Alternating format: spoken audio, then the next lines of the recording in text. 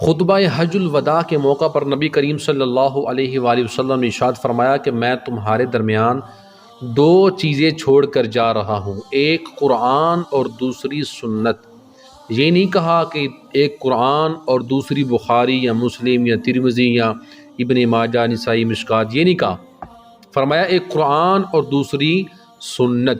وہ کوئی بھی مستند کتاب ہو حدیث کی تو اس میں جو احادیث ہیں ان کو ہم دیکھیں گے، یہ نہیں کہیں گے کہ بخاری میں ہے کہ نہیں ہے، مسلم میں ہے کہ نہیں ہے، ترمذی میں مشکات میں ہے کہ نہیں ہے۔ تو آج میرا موضوع ہے رفع یدین۔ تو رفع کا مطلب ہوتا ہے اٹھانا اور یدین کا مطلب ہوتا ہے دونوں ہاتھ۔ تو رفع یدین دونوں ہاتھوں کو اٹھانا۔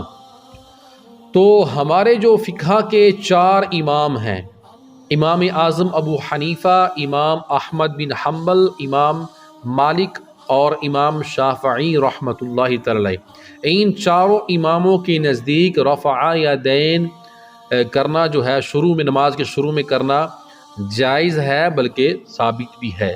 نماز وتر جو ہم پڑھتے ہیں اس کی تیسری رکعت میں دعائے قنوت سے پہلے وہاں پر بھی رفع یدین کرنا ثابت ہے، جائز ہے۔ اور اس کے علاوہ نماز عیدین، عید الفطر ہو یا عید الاضحیٰ ہو، ان دونوں نماز عیدین میں زائد 6 تکبیروں میں رفع یدین کرنا یہ ثابت بھی ہے اور جائز بھی ہے۔ تو ساری حدیثیں بخاری، مسلم، ترمذی، مشکات، ابن ماجہ، نسائی میں نہیں ہے۔ بخاری کی مثال ہی لے لیں، بخاری شریف میں صرف 2500 حدیثیں ہیں، 2500 حدیثیں صرف بخاری میں ہیں۔ تو بقیہ حدیثیں کہاں سے لیں گے؟ ساری حدیثیں بخاری سے کہاں سے نکال کر لائیں؟ تو بہت سی ایسی احادیث جو بخاری میں نہیں ہے ہم ان پر عمل کرتے ہیں، اور بہت سی حدیث بخاری میں ہیں ہم ان پر عمل نہیں کرتے۔ تو یہ جو فتنہ ہے، فتنہ جہلمی ہے، بھولے بھالے ہمارے مسلمانوں کو جو ہے وہ مائل کیا ہوا ہے، پھسلایا ہوا ہے کہ رفع یدین جو ہے یہ ثابت ہے اور اسے کرنا چاہیے۔ بالکل ثابت ہے، ہم بھی یہ قائل ہیں اس بات کے کہ ثابت ہے، مگر بعد میں منسوخ کر دیا گیا۔ میں آپ کو مثال دے سکتا ہوں، قرآن پاک میں بہت سے ایسے حکم موجود ہیں جو کہ بعد میں منع کر دیے گئے، اسے کہتے ہیں ناسخ المنسوخ، یعنی پہلے حکم کرنا، حکم ماننا ضروری تھا مگر بعد میں وہ منسوخ ہو گئے۔ جیسے کہ وَعَلَى الَّذِينَ يُطِيقُونَهُ فِدْيَةٌ طَعَامُ مِسْكِينٍ، یہ پوری آیت ہے کہ جو مسافر سفر پر نکلے اور جو بیمار مرض میں مبتلا ہو جائے تو وہ بیمار اور مسافر جو ہے اپنے روزوں کا فدیہ ادا کرے، کسی مسکین کے ایک وقت کا کھانا اس کو دے۔ بعد میں قرآن پاک کی آیت، تو پہلا حکم ناسخ المنسوخ ہو گیا۔ دوسرا حکم کیا ہے؟ فَمَنْ شَهِدَ مِنْكُمُ الشَّهْرَ فَلْيَصُمْهُ، کہ جو تم میں سے یہ روزے رمضان کا مہینہ پائے تو روزے ضرور رکھے۔ یعنی اب جو بیمار ہے، جو مسافر ہے، وہ فدیہ بھی دے گا اور بعد میں اپنے روزے قضا کر کے رکھے گا۔ تو پہلا حکم ناسخ المنسوخ، منسوخ کر دیا گیا۔ اسی طرح شراب اسلام میں جائز تھی مگر بعد میں یہ بھی منسوخ کر دیا گیا، نبی کریم صلی اللہ علیہ وآلہ وسلم نے اسے بھی منع کر دیا۔ تو آئیے لوگ یہی ڈھونڈتے ہیں کہ بخاری سے لاؤ یہ حدیث، مسلم سے لاؤ، بخاری سے لاؤ، مسلم سے لاؤ۔ تو حدیث پاک مسلم شریف کی حدیث پاک ہے، حضرت جابر رضی اللہ تعالی عنہ روایت کرتے ہیں، وہ فرماتے ہیں کہ ہم نماز پڑھ رہے تھے اور رفع یدین بار بار کر رہے تھے، نبی کریم صلی اللہ علیہ وآلہ وسلم ہمارے پاس سے گزرے تو حضور صلی اللہ علیہ وآلہ وسلم نے منع فرمایا کہ اپنے ہاتھوں کو بار بار کیوں اٹھا رہے ہو، اپنی نماز کو سکون سے ادا کرو۔ تو جہلمی فتنہ جو ہے وہ کہتا ہے کہ یہ حکم منسوخ نہیں ہوا۔ تو یہ کون سی حدیث ہے؟ اس حدیث کو پھر مسلم شریف سے باہر نکال دو، یا کہو کہ مسلم جو کتاب ہے مسلم شریف وہ حدیث کی کتاب ہی نہیں ہے۔ اس حدیث کو کہاں لے کر جاؤ گے، کہاں پر فٹ کرو گے، کس سے چھپاؤ گے، اس کا کیا کرو گے؟ تو یہ حکم رفع یدین کا پہلے موجود تھا، بعد میں منسوخ کر دیا گیا۔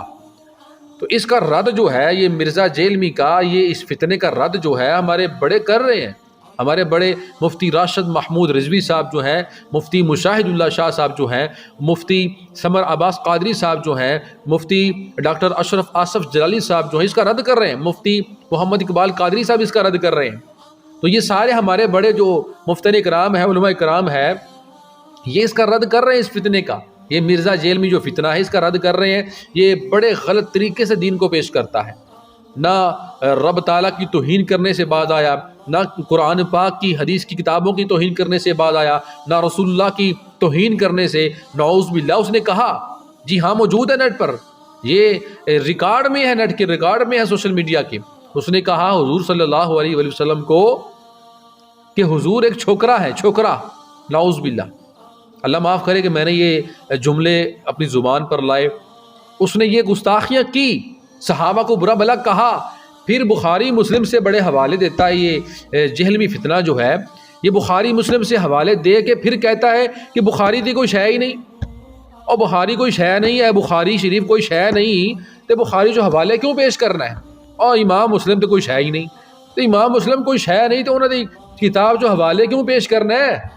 اپنی کتاب کر لے، ویسے بھی ادھا دین تو اپنے کولوں وچ پا لیا کتاباں دے وچ، نہ یہ کتابی ہے تو نہ یہ وہابی ہے، اے فتنہ تے فسادی ہے، اور کوئی شے نہیں۔ المختصر میں پنجابی نکل گیا ہاں۔ نبی کریم صلی اللہ علیہ وآلہ وسلم کے بہت ہی جلیل القدر صحابی حضرت عبداللہ بن مسعود بہت ہی جلیل القدر صحابی ہیں۔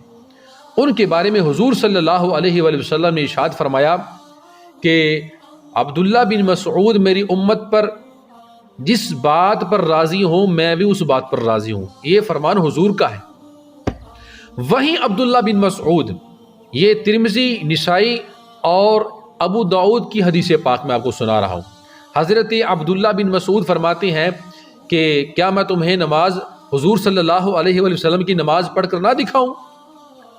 تو حضرت عبداللہ بن مسعود نے جب نماز شروع کی تو پہلی بار رفع یدین کیا شروع میں، اس کے بعد نہ رکوع میں، نہ رکوع سے اٹھتے ہوئے، نہ سجدے میں، نہ سجدے میں جاتے ہوئے، نہ آتے ہوئے، کہیں پر بھی عبداللہ بن مسعود رضی اللہ تعالی عنہ نے رفع یدین نہیں کیا۔ یعنی پہلے حکم تھا، بعد میں یہ رفع یدین کا حکم جو ہے منسوخ کر دیا گیا۔